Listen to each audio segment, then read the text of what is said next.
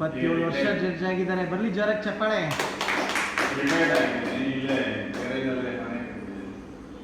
ಈಗೇನಂದರೆ ಆಗಂತೂ 27 ವರ್ಷ ನಾನು ಯಾವುದೇ ಕೆಲಸದಲ್ಲಿ ಬೇರೆ ತೊಡಗಿಸೋಕ್ಕಾಗಲಿಲ್ಲ. ಆದರೆ ಕೆಲಸ ಹೇಗೆಂದರೆ ಅದು ಸಿಟ್ಟಿಂಗ್ ಡಿಸೀಸು. ಹೌದು, ನಾವೇ ಅದನ್ನು ಇನ್ವೈಟ್ ಮಾಡ್ತಿರ್ತದ್ದು. ಆದರೂ ಸಹ ನಾವು ಅದಕ್ಕೆ ಅವಕಾಶ ಕೊಡಲಿಲ್ಲ. ಎವ್ರಿ ಡೇ ನಾವು ವಾಕ್ ಮಾಡೋದು, ಒಂದು 6 ಕಿಲೋಮೀಟರ್ ವಾಕ್ ಮಾಡಿ ಎಕ್ಸಸೈಸ್ ಮಾಡಿ ಪ್ರಯತ್ನ ಮಾಡಿದ್ವಿ. ಈಗೇನಾಯ್ತು ಅಂತಂದರೆ ರಿಟೈರ್ಡ್ ಆದಮೇಲೆ ಸ್ವಲ್ಪ ಬೇರೆ ಬೇರೆ ಕೆಲಸಗಳು, ಈಗ ಜೊತೆಗೆ ಅಗ್ರಿಕಲ್ಚರನ್ನ ಮಾಡಬೇಕು ಅಂತಕ್ಕಂಥದ್ದು ನಮ್ಮ ಉದ್ದೇಶ. ಅದಕ್ಕಾಗಿ ತೋಟ ಎಲ್ಲ ಮಾಡಬೇಕು. ಅದಕ್ಕೆ ಏನಾಯಿತು, ಎಕ್ಸ್ಟ್ರಾ ಎನರ್ಜಿ ಬೇಕಾಗಿತ್ತಲ್ಲ, ಹಾಗಾಗಿ ಸ್ವಲ್ಪ ಕೆಲಸ ಮಾಡಬೇಕಾದ್ರೆ ಬ್ಯಾಕ್ ಪೈನ್ ಎಲ್ಲ ಶುರುವಾಯಿತು. ಅದನ್ನು ನಿವಾರಣೆ ಮಾಡಬೇಕು. ಆದರೂ ನಾವು ಟಿಲ್ ಮೈ ಲಾಸ್ಟ್ ಬ್ರೆತ್ ಕೆಲಸ ಮಾಡ್ತಾನೆ ಇರಬೇಕು ಅಂತ ಬಂದಾಗ ಅಡಿಷನಲ್ ಆಗಿ ಏನಾದ್ರು ಟ್ರೀಟ್ಮೆಂಟ್ ತಗೊಳ್ಳೋಣ. ಅದಕ್ಕೆ ನಾನು ಮಸಾಜ್ ಹೋಗೋಣ, ಆಯಿಲ್ ಮಸಾಜ್ ಹೋಗೋಣ, ಅದು ಒಂದು ರೀತಿ ಮಾಡಿದೆ. ಬಂದಾಗ ಹಾಗೆ ವಾಕ್ ಮಾಡ್ತಾ ಬಂದಾಗ ಇದು ಸಿಕ್ತು.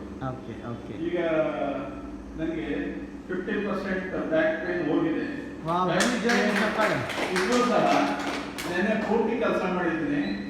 ನಿಮಗೆ ನಾಟ್ ಬಿಲೀವ್, ನೆನ್ನೆ ನಾಟಿ ಕೂಡ ಹಾಕಿದ್ದೀನಿ. ಅವ್ರಿಗೆಲ್ಲ ಒಂದು ಸ್ಪಿರಿಟ್ ಬರಲಿ ಅಂತ ಹೇಳಿ ನಾಟಿ ಹಾಕಿದ್ರಿ. ಚಪ್ಪಾಳೆ. ನಾಟಿ ಹಾಕಿ, ಯಾಕಂದ್ರೆ ನಾವು ಬರೀ ಆಫೀಸರ್ಸ್ ಅಂದ್ರೆ ಬರೀ ದೇವರ ಮೇಲೆ ನಿಂತ್ಕೊಳ್ಳೋದಲ್ಲ. We should encourage. ಇವರಿದ್ದಾರೆ, ಇವ್ರು ಮಾಡ್ತಾರೆ ಅಂದಾಗ ಕೆಲವು ಇದು ಅರೆಕಾನೆಟ್ಟಲ್ಲಿ ಇದ್ದಂಥ ಕಳೆಲ್ಲ ತೆಗೆದಿದ್ದು ನಾನು ನನ್ನ ಮಗ ಸೇರಿಕೊಂಡು ಅವಕ್ಕೆಲ್ಲ ಇರಿಗೇಟ್ ಮಾಡಿ ಎಲ್ಲ ಮಾಡಿ ನಿನ್ನೆಲ್ಲ ಪೂರ್ತಿ ಕೆಲಸ ಮಾಡಿ ಬಂದಿದ್ದೀವಿ. ಆದ್ರೂ ಸಹ ಯಾವ್ದು ತೊಂದರೆ ಇಲ್ಲ. ಈಗ ಇವತ್ತು ಇದನ್ನು ನೋಡಿದಾಗ ಪೂರ್ತಿ ಸ್ಪೈನ್ ಪೂರ್ತಿ ಅರೇಂಜ್ಮೆಂಟ್ ಆದ ಪೇನ್ ಎಲ್ಲಿದೆ ಅಂತ ಅದು it has find out and given some pressure ಕೊಟ್ಟಾಗ ರಿಲೀಫ್ ಅನಿಸ್ತಾ ಇದೆ. ಓಕೆ, ಈಗ ನಿನ್ನೆ ಅಷ್ಟು ಕಷ್ಟಪಟ್ಟು ವರ್ಕ್ ಮಾಡಿದ್ರಲ್ವಾ, ಈಗ ಆ ಪೇನ್ ರಿಲೀಫ್ ಆಯ್ತಾ? ಹೌದು, ರಿಲೀಫ್ ಆಗಿದೆ. ರಿಲೀಫ್ ಆಗಿದೆ. ಅದರಿಂದ ಸ್ಟ್ಯಾಮಿನಾ ನಾವು ಸ್ವಲ್ಪ ಬಳಸ್ಕೋಬೇಕಾಗ್ತದೆ. ಅಷ್ಟೇ ಹಣ ಅದು ಇದು ಏನಿದ್ರು ಕೂಡ ಯಾವುದು ಬರೋದಿಲ್ಲ. ಅದರಿಂದ ನಾನು ಇದುವರೆಗೂ ಸಹ ಪೇನ್ ಕಿಲ್ಲರ್ನ ಅಪೋಸ್ ಮಾಡ್ತೀನಿ, ತಗೊಳ್ಳೋದಿಲ್ಲ. ಆ ಪೇನ್ ಅನ್ನ ಮತ್ತೆ ಅಲ್ಲೇ ಕೆಲಸ ಮಾಡಿ ಮತ್ತೆ ಅದನ್ನ ಹಾಗೆ ಹೋಗಿಸ್ಬೇಕು. ಎಲ್ಲಿ ಬಂದಿದೆ ಅಲ್ಲೇ ಹೋಗ್ಬೇಕು. ಅದು ಮತ್ತೆ ಇವತ್ತು ಕೆಲಸ ಮಾಡಿದ್ರೆ ಪೇನ್ ಅನ್ನು ನೋಡ್ಕೊಂಡ್ರೆ ಮತ್ತೆ ಜಾಸ್ತಿ ಆಗ್ತದೆ. ಮತ್ತೆ ಅದೇ ಕೆಲಸ ಮಾಡಿ ನಾಳೆ ಕಡಿಮೆ ಆಗ್ತದೆ.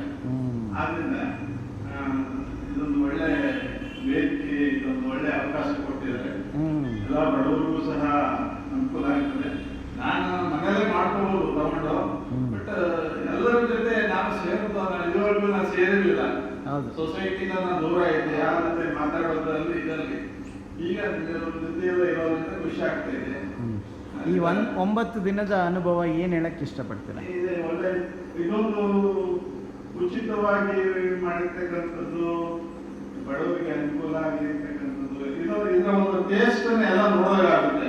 ಹೌದು, ಯಾಕಂದ್ರೆ ಉಚಿತ ಅಂತಂದ್ರೆ ಈಗ ಬೇರೆ ಬೇರೆ ಇದನ್ನ ಕಂಪೇರ್ ಮಾಡಬಾರ್ದು. ಈಗ ಹೆಲ್ತ್ ಸಮಸ್ಯೆ ಬಂದಾಗ ಉಚಿತ ಅಂತಕ್ಕಂಥದ್ದನ್ನ ನಾವು ಏನ್ ಬೇರೆ ಏನೋ ಇರ್ಬೋದು ಅಂತಕ್ಕಂಥ ಅನುಮಾನ ಮಾಡ್ತಕ್ಕಂಥದ್ದಿದೆ. ಬೇರೆ ಯಾವ್ದೋ ಲಾಭಗಳು ಇರ್ತಕ್ಕಂಥದ್ದಿದೆ. ಇದರಲ್ಲಿ ಯಾವುದೂ ಅದನ್ನು ನಾವು ಕಂಡಿಲ್ಲ. ಯಾಕಂದ್ರೆ ನಮಗೆ ನಮ್ಮ ಪರ್ಸನಲ್ ಫೀಲಿಂಗ್ ಆಗ್ತಾ ಇರೋದ್ರಿಂದ ಅಂತ ಅನುಮಾನಗಳು ಯಾವುದೂ ಇಲ್ಲದೆ ನಾವೆಲ್ಲರೂ ಸಹ ಇದನ್ನ ಉಪಯೋಗಿಸ್ಕೊಳ್ತೀವಿ. ಎಷ್ಟು ಗಂಟೆಗೆ ಬರ್ತಾ ಇದ್ರಿ ಬೆಳಗ್ಗೆ ನೀವು ಡೈಲಿ? ಈ 9 ದಿನ ಎಷ್ಟು ಗಂಟೆಗೆ ಬಂದಿದ್ದೀರಾ? ಯಾವ ಬ್ಯಾಚ್ಗೆ ಬಂದಿದ್ದೀರಾ? ಫಸ್ಟ್ ಬ್ಯಾಚ್ಗೆ ನಾನು ಬರ್ತೀನಿ. ಫಸ್ಟ್ ಬ್ಯಾಚ್ಗೆ ನಮಗೆ ಮತ್ತೆ ಒಂದು 4-5 ಜನ ಬಂದಿರ್ತಾರೆ.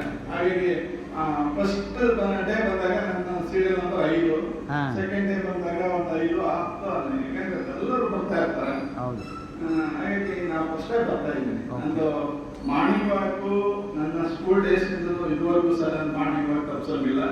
ಎಕ್ಸಸೈಸ್ ಯಾವುದೇ ಆಗಲಿ ನಾನು ಮಾರ್ನಿಂಗ್ ಮಾಡೇಬೇಕು. ಹಾಗಾಗಿ ಆ ಕಡೆ ನಾನು ಒಳದು ಕಡೆ ವಾಕ್ ಹೋಗ್ತಾ ಇದ್ದೆ. ಅದ್ರ ಬದಲಾಗಿ ನಾನು ಸಿಟಿ ಕಡೆ ಬಂದು ಇದನ್ನು ಸರ್ಚ್ ಮಾಡಿದೆ. ನೋಡಿದಾಗ ಟ್ರೀಟ್ಮೆಂಟ್ ಏನಾಗ್ತದೆ ನೋಡೋಣ ಅಂತ ಹೇಳಿ ನಮ್ದು ಒಳ್ಳೆದಿದೆ. ಏನಾದ್ರು ಸೈಡ್ ಎಫೆಕ್ಟ್ ಏನಾದ್ರು ಇದೆಯಾ? ಸೈಡ್ ಎಫೆಕ್ಟ್ ಯಾವುದು ಇಲ್ಲ.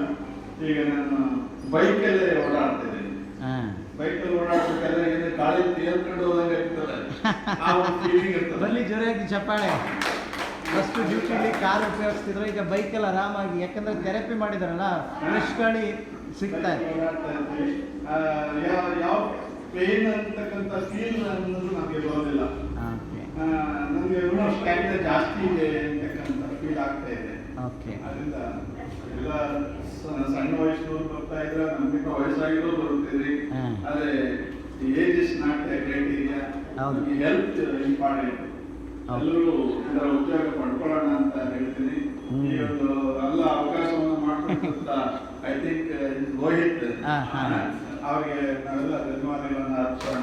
Thank you. ಅವರು ಎಲ್ಲ ಹಿರಿಯರನ್ನ ಗುರುತಿಸಿ ಅವರಿಗೆ ಗೌರವಿಸಿ ಅವರ ಒಂದು ಸಮಸ್ಯೆಯನ್ನ ಕೇಳುವಂತ ಒಂದು ತಾಳ್ಮೆ ಅವರಿಗಿದೆ. ತಾಳ್ಮೆ ಇದೆಯಲ್ಲ ಅದು ಎಲ್ಲರಿಗೂ ಸಹ ಇರೋದಿಲ್ಲ.